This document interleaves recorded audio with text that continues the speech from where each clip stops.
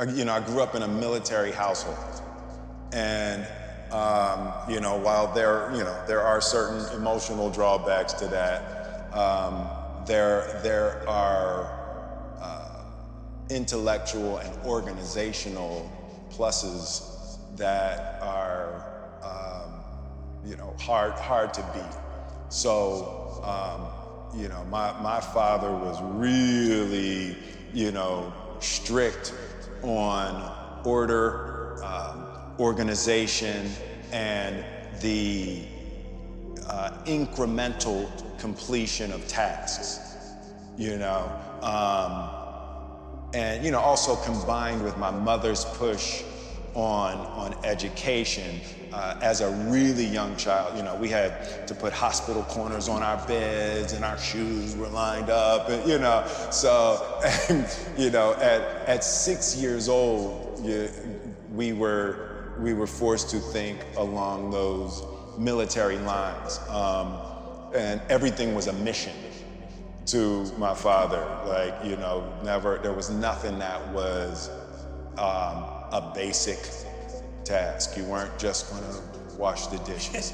It was a mission, that had to be completed with, military precision, down to how much dishwashing liquid you're using and how much the bottle costs. And if you use that much, and how many dishes do you wash with that amount of dishwashing liquid, and how long are you gonna be able to use this dishwashing bottle, so you can relate that to how much work you have to do to be able to wash that. Knowledge and experience and wisdom takes time.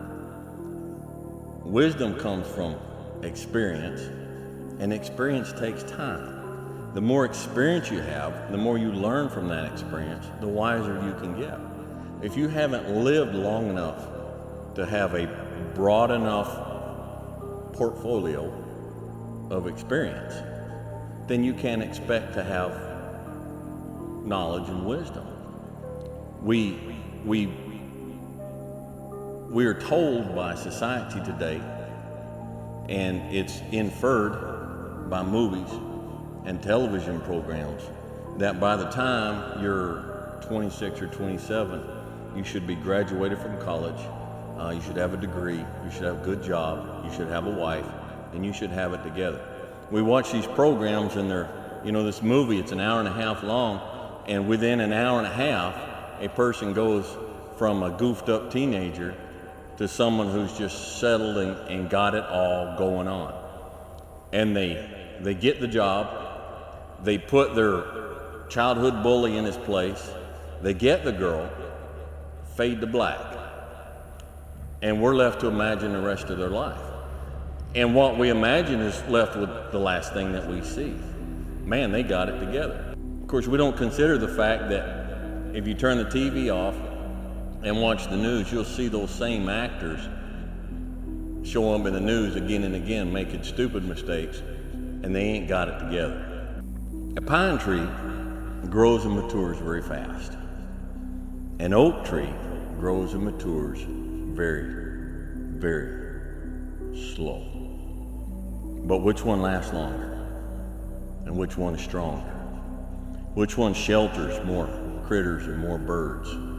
Which one, when it's done and over and it's cut down, which one is more valuable for the lumber? People don't go out and say, I'm gonna spend extra money for some pine furniture. They want oak furniture. What you want? All week you was work hard. End of the week, if you don't tire it, this is good question. You have to worry about yourself. But this is Saturday. Your 6th day you work so hard, of course you're gonna tire. Tomorrow rest, and Monday we're gonna begin one more training. If you don't want, go back to Dagestan and stay with your mom. She's gonna give you every day good breakfast. You don't do nothing.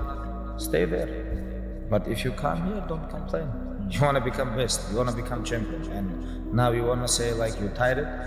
Who cares? You're tired or not? Nobody cares about you. Even you, if you're gonna watch fight, you just watch fight. They walk out inside the cage, they fight, and they leave. You don't know what happened behind the scenes. This is not your business. Nobody cares about this. Yeah. He was tired, he had personal problem, family. Nobody cares. You don't know, like, you just see how he fight and he go. Yeah. And for this one, you have to train so hard. If you don't want, halas, go back to Dagestan. Nobody gonna ask about yourself. Without you or with you, there is always gonna be champions. With your name, this is your choice. You wanna put your name there? Okay, work hard. No? Bye-bye. Yeah. It's like very simple, nothing special. A man gave me this book. He said, do exactly what I tell you, and you can have anything you want. Well, of course I don't believe that. You can have anything you want. That's preposterous. You can't have anything you want. But the beautiful truth is you can. I didn't believe it, but I believed he believed it.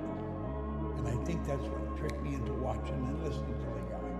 Now, I was 26. I wasn't a little kid.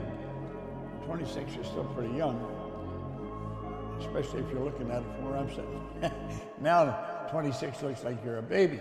But at any rate, I mean, I had been around. I've been working since I was 15. I was earning $4,000 a year, and I owed $6,000. I was going backwards. And I was letting the results control me. Now, the first thing he had me do is write a goal. God, I got 3 or 4 goal cards here now. He said, decide what you want, write it on a card, carry the card in your pocket, and read it as often as possible. Well, all I wanted was some money. He says, how much money? How much? I mean, I didn't know how much. It's $25,000. I didn't know anybody with $25,000. I really did not know anyone with $25,000. I mean, if I had taken all the money from all the guys I hung out with and put all the money that we had together, we wouldn't have had $25,000. I mean, it was just a preposterous number. It was like $1 million. And he said, write it on the card. And the top of it, you've got to write where you want it.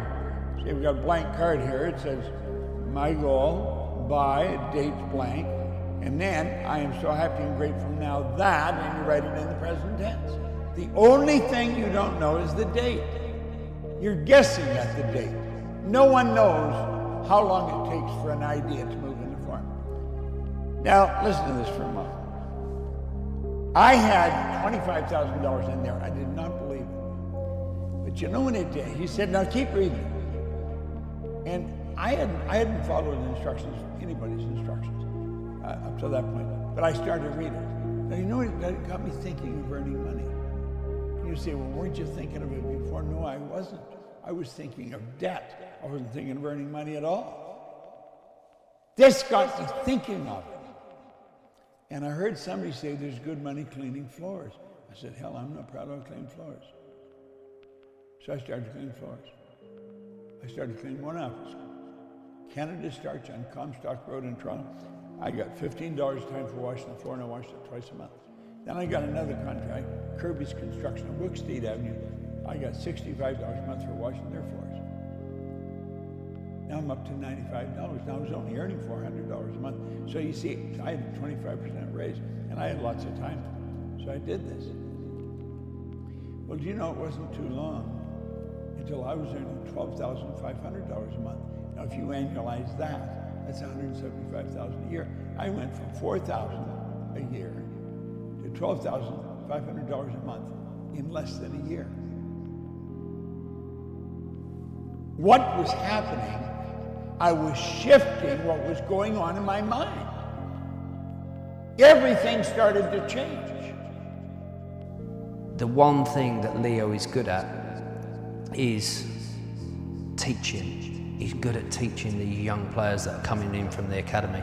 He doesn't make any player feel, below him. He's that player that will stay out on the training ground teaching the young kids, going to watch the academy kids playing.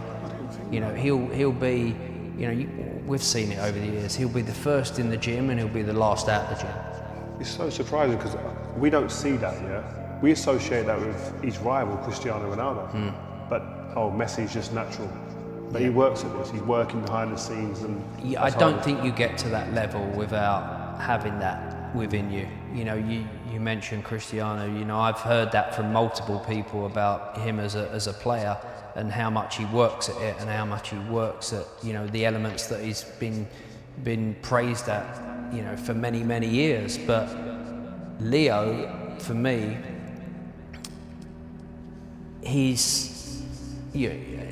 I'll take you back to the first day that he came into our training ground. He arrived at about 6:50 in the morning, and there was nobody in the training facility apart from one guy to let him in. He arrived at 6:50. That's nuts, man. And the team weren't training till 10. Team weren't training till 10. What's he doing then? Preparing. He's in the gym, he's warming up, he's doing all of the things that you expect a young kid to do, and he's still doing them now at his age. And he's everything that he's won in his career, you would expect him to be a bit more relaxed. But if I had to describe him with one, he's a winner. He's simple as that. Is a winner, and not in the sense of what he's won, but he's still hungry. He's still hungry for championships. He still gets angry at players for not doing the right thing. He still gets angry when he loses games. You know, those kind of things. You know, even when he's not playing, he gets angry. You know, he's on the side of you know, when he's not playing, he's been injured, he's there at every game. He doesn't have to be there at every game, but he's there at every game. That's the type of player and person he is. You know, it's unbelievable to see.